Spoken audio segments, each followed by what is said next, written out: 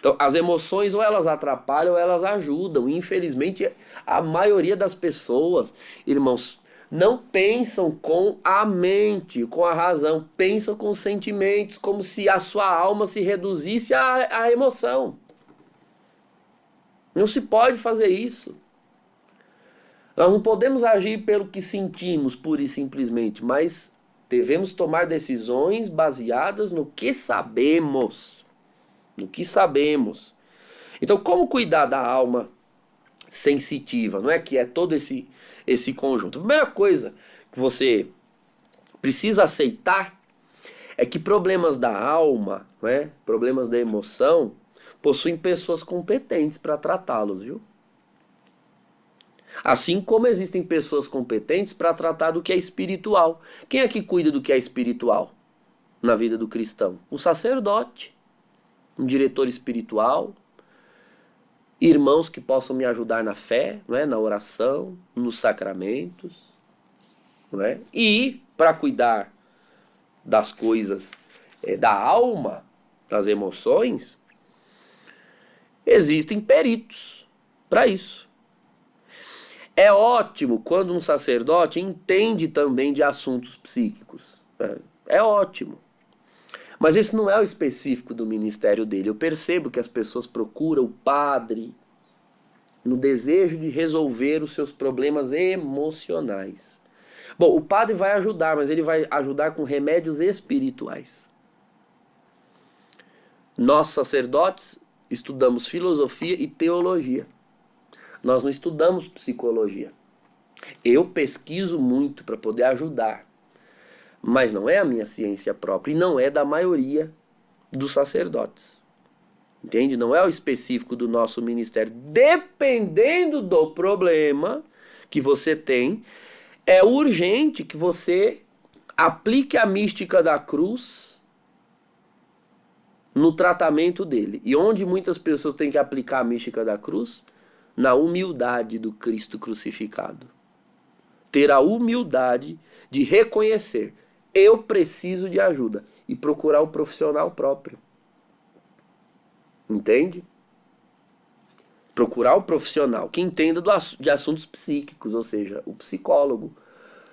É fundamental que você esteja com a sua saúde espiritual em dia.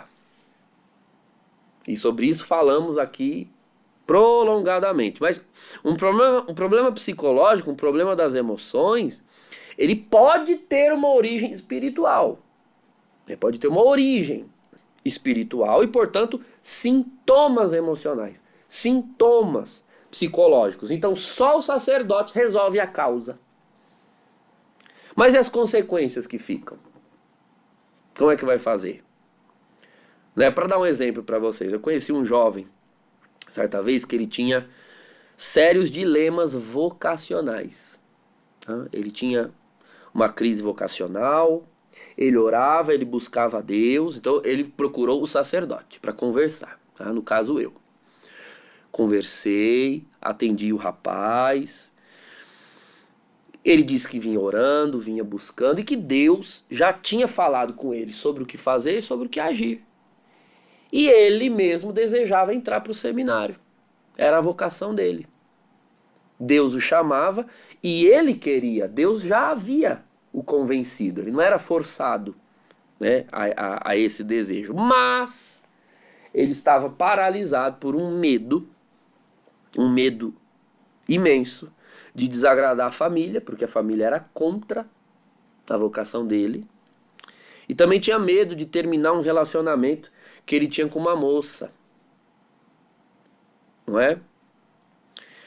E esse medo de decepcionar a família, brigar, enfrentar a família e enfrentar a moça com quem ele tinha um relacionamento, jogou esse rapaz numa depressão e em sucessivos surtos de agressividade. Ele tinha surtos assim e ele agredia as pessoas, agredia amigos, agredia família, às vezes agredia, né, não fisicamente, mas agredia verbalmente todas essas pessoas, inclusive a moça, a namorada. Quantas pessoas ele machucou? Quantos amigos ele perdeu? Vários. Prejudicou muito os relacionamentos dele. Feriu muita gente. problema era espiritual, era vocação, um chamado de Deus. Então um problema espiritual gerou sintomas emocionais na psique. Por quê, padre? Porque nós somos um composto. Somos um composto. Uma coisa que tenha causa espiritual vai ter consequências na alma e consequências no corpo. Vai ter. Esse rapaz perdeu peso, começou a ter imunidade baixa, porque não se alimentava direito, o corpo reagiu.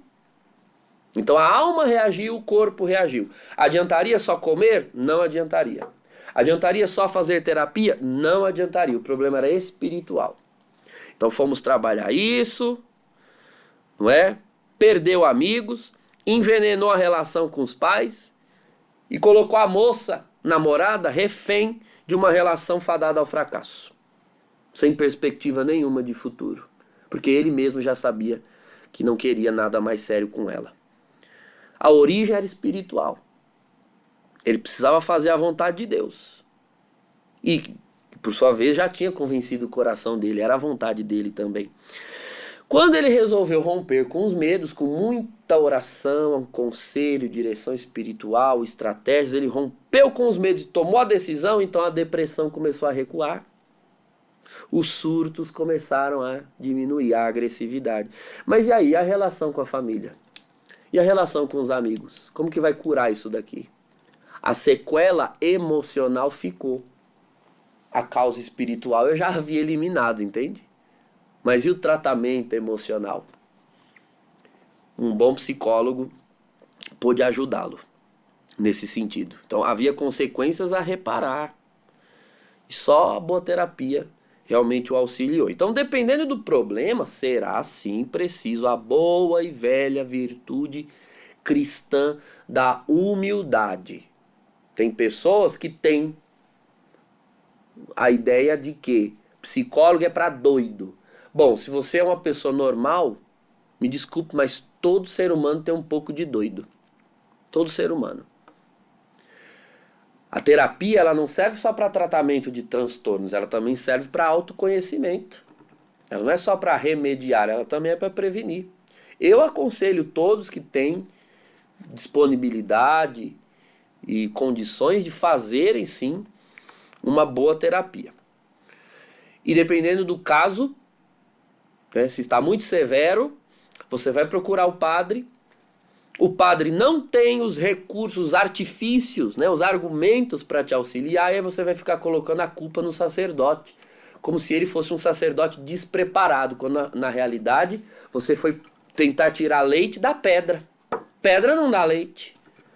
Ora, terapia não sai de padre, a não ser que o padre, além de padre, também seja psicólogo. Entende, irmãos? Então nós somos cristãos para ter a mente e o coração no alto e o pé no chão também. Então vamos cortar esses preconceitos, porque muitas pessoas vão se destruindo por soberba, arrogância, não procuram os devidos profissionais. E se tiver que tomar uma medicação e ir no psiquiatra, você vai tomar. Você vai no médico. Ou você acha que você é feito da madeira da cruz? Não, meu filho, você é feito da carne do crucificado. Você foi feito do barro. Então, às vezes, eu entendo que o Senhor até permite que as pessoas tenham essas rachaduras no barro da sua composição para elas aprenderem o que de fato elas são.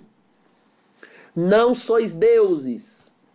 Mas o orgulho em nós, o pecado original, ainda tem o alarido, o silvo da serpente dizendo, não, sereis como deuses. Resolve isso só na oração, só na oração. A oração é tão importante, irmãos. Mas você não é só um espírito. Você tem uma alma, você tem uma mente, você tem emoções.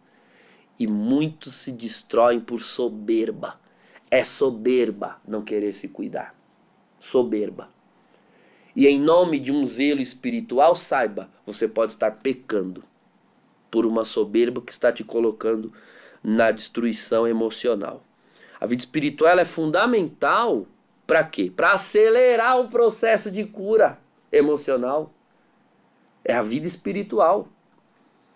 Conheço pessoas que tinham problemas, irmãos, que terapeuticamente, olha, por conhecimento científico, ela precisaria de uns 2 anos de terapia. E porque era uma pessoa de oração, buscou a Deus, fez 4 meses de terapia, 5 meses de terapia.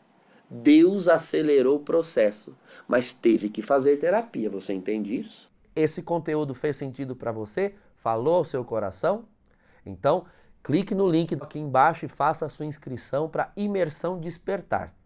Será no dia 31 de janeiro, 21h06, numa sala exclusiva e fechada do Zoom. Por isso, temos vagas limitadas. Te espero lá. Deus abençoe.